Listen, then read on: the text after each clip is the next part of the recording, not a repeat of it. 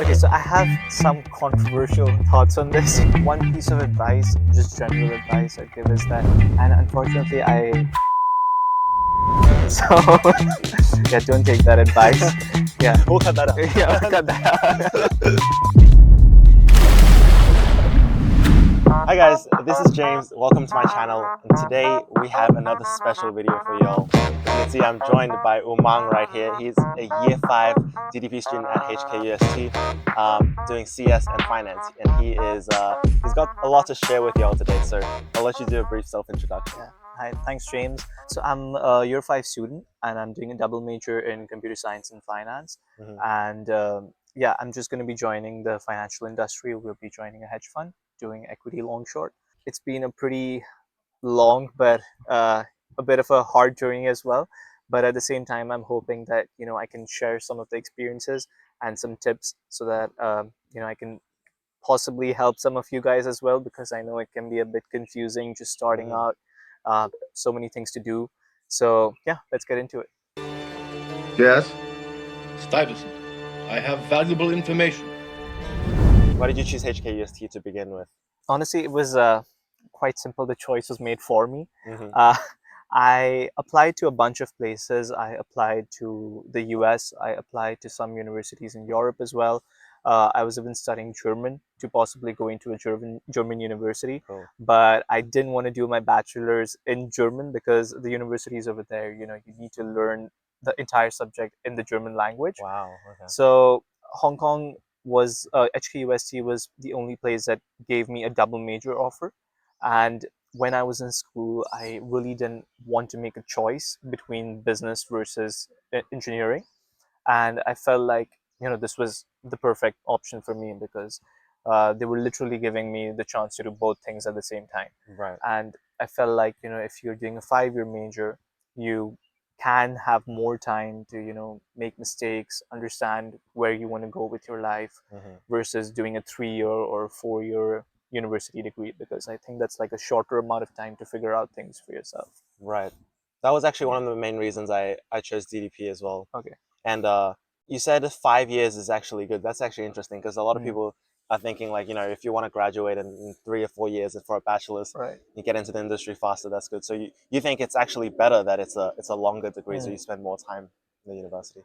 Right. I think the reason why I say that is I was not particularly sure what I wanted to do when I joined the university. Right. So I feel like the 5 years allows you time to experiment and to actually figure out what do you like, what do you dislike, versus being put into a pigeonhole.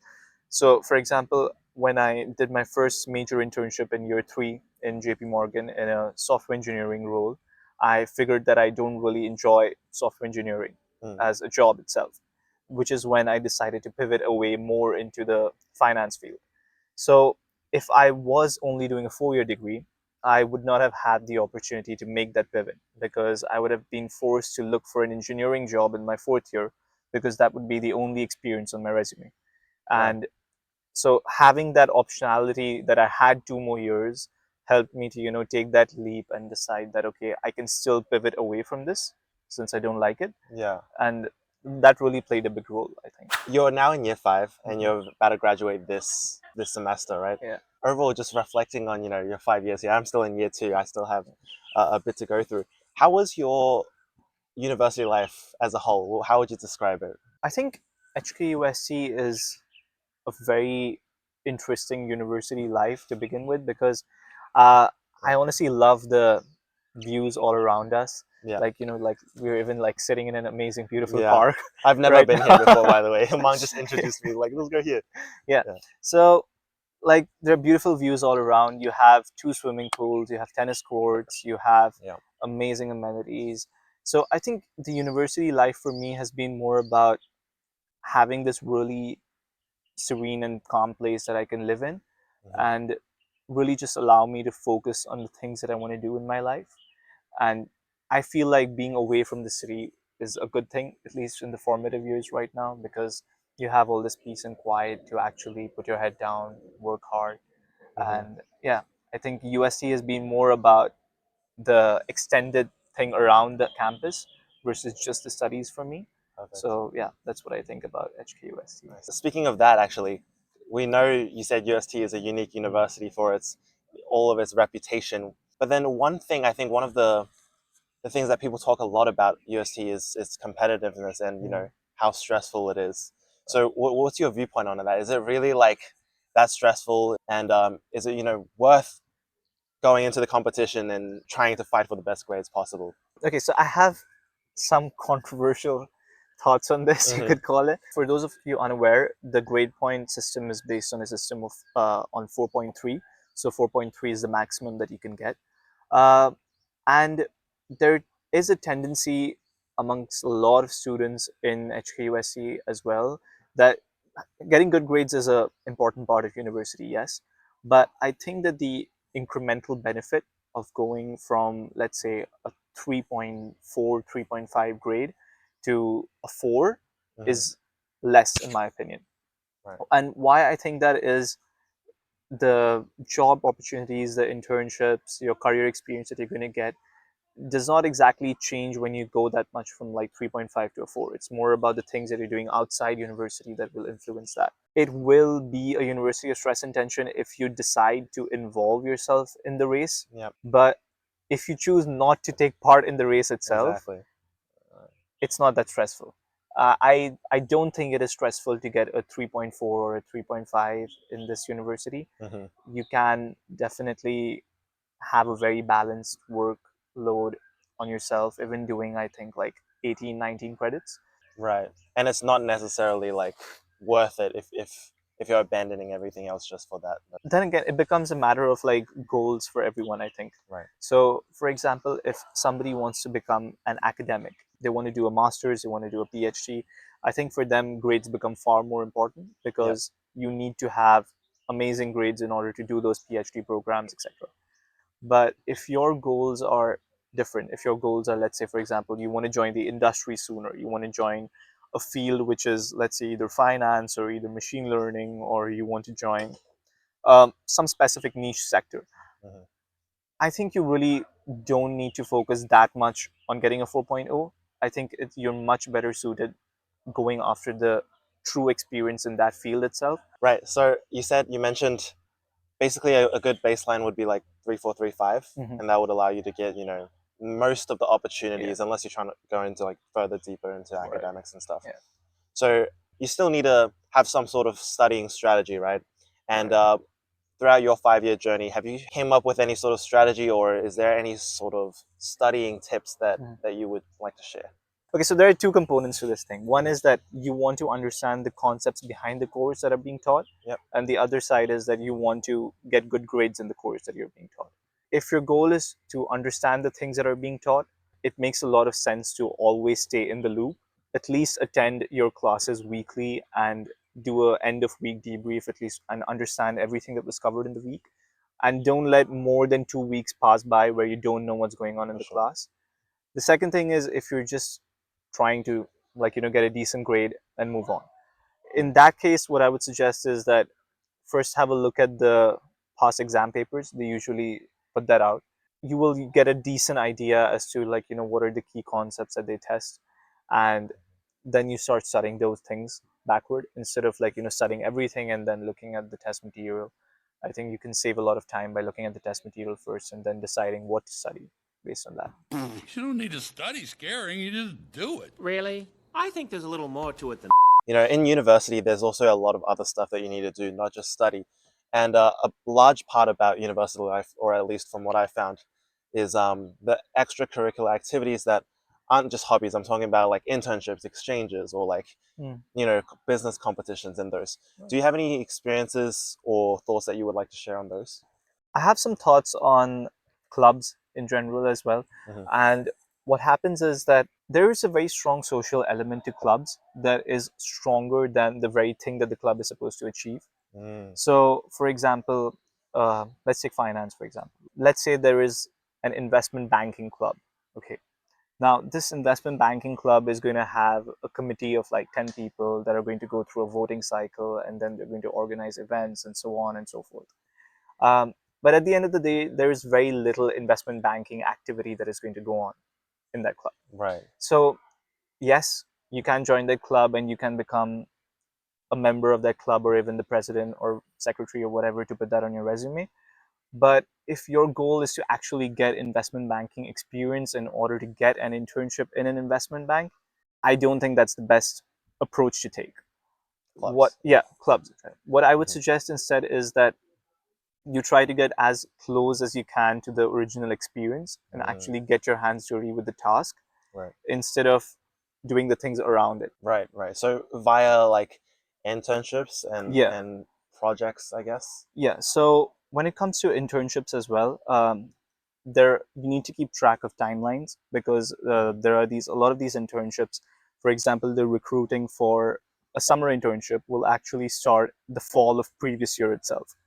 So you could be recruiting in September for an internship that will start in the May of next year.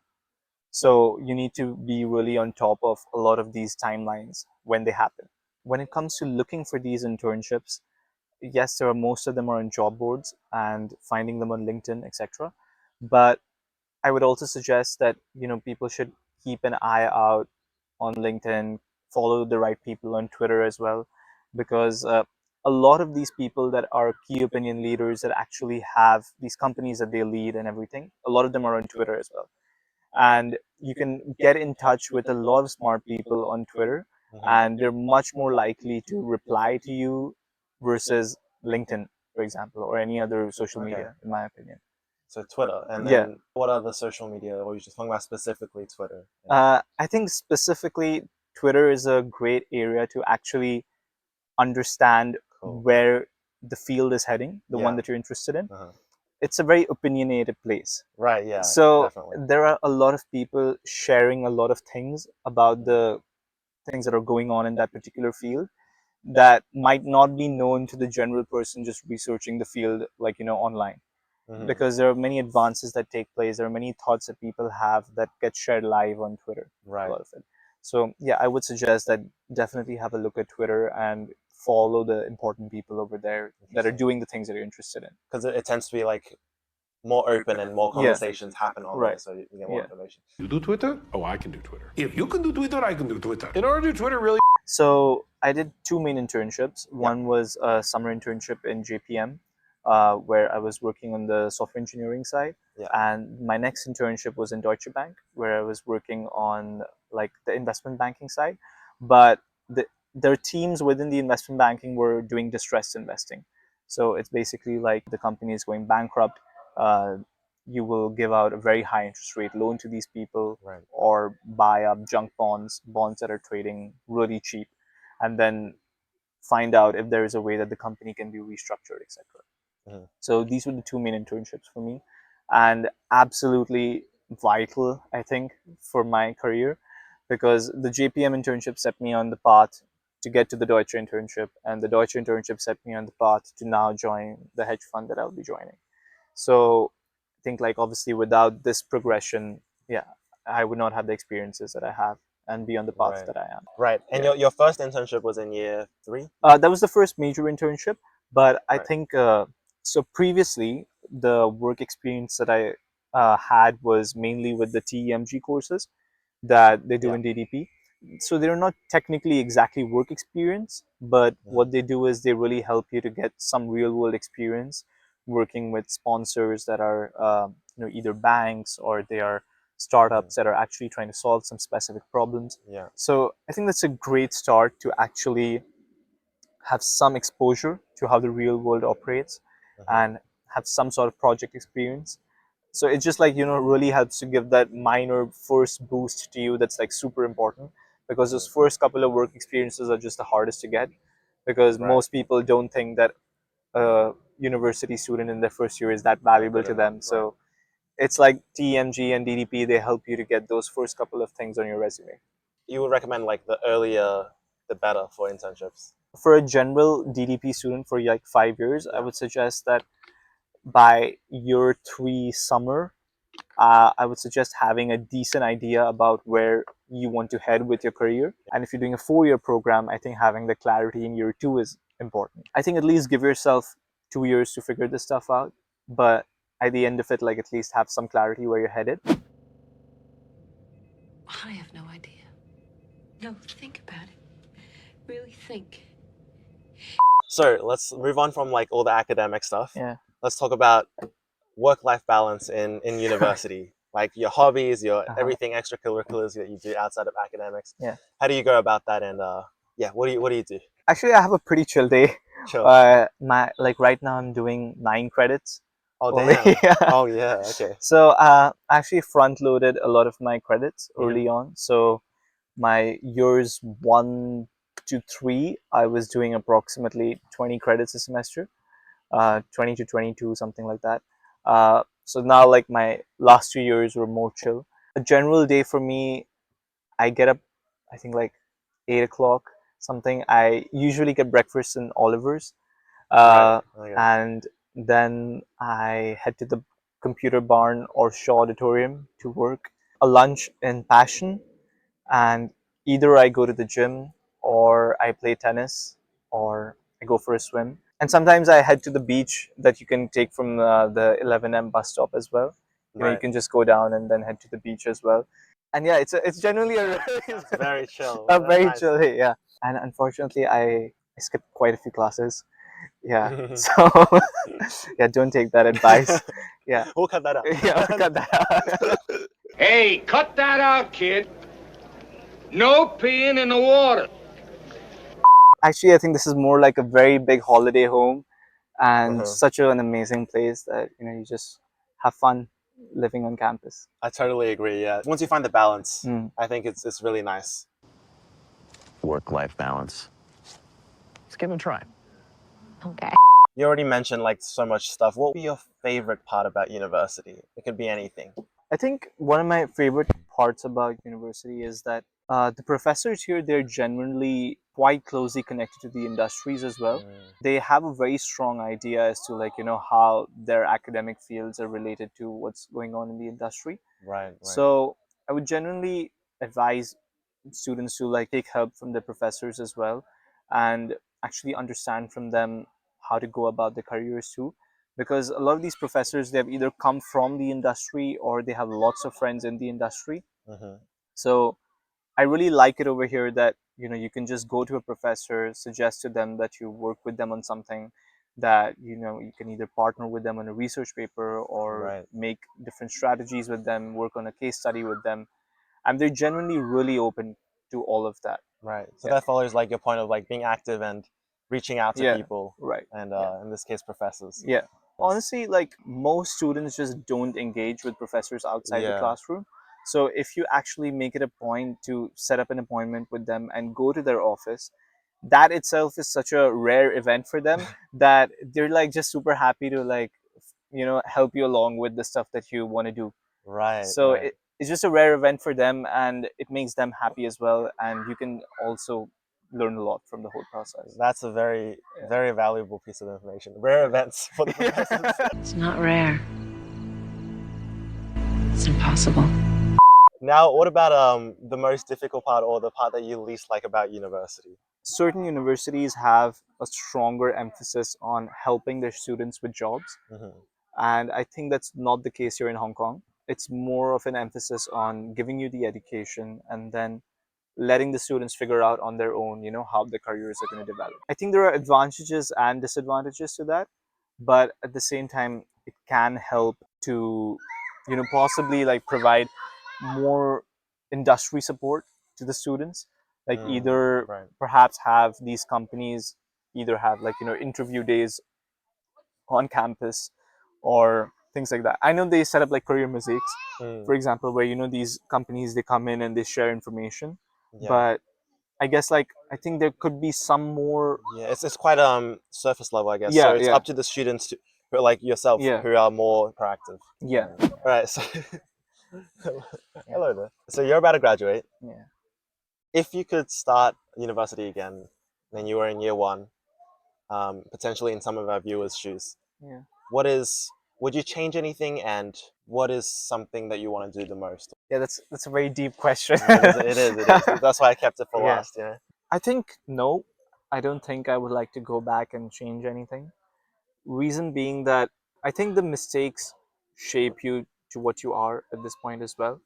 And I think that the smallest event can have a pretty big impact at the end. We might think that we're changing something for the better, but we don't actually know how these things play out in the long run. For sure. Like maybe you change a mistake, but you don't actually develop into the person that you were meant to be, which changes so many other things about your life. I don't believe that we truly know what's good at the end of the day for ourselves. For sure. So yeah, I think I just probably leave that up to a higher power and just let them guide me. Fair enough. Yeah. Fair enough. That's a very deep answer. Yeah. That's very deep. Very deep.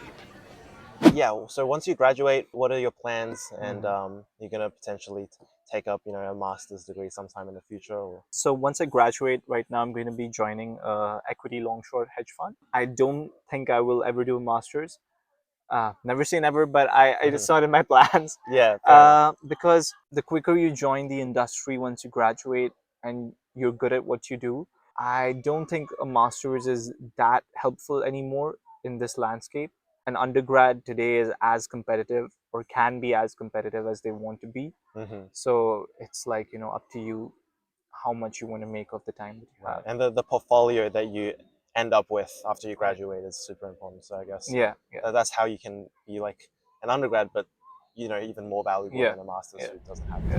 One piece of advice, just general advice I'd give, is that really don't be afraid to be wrong and to make mistakes. I feel like the biggest inhibitor to doing new things and actually achieving things is the fear of being wrong and the fear of getting judged.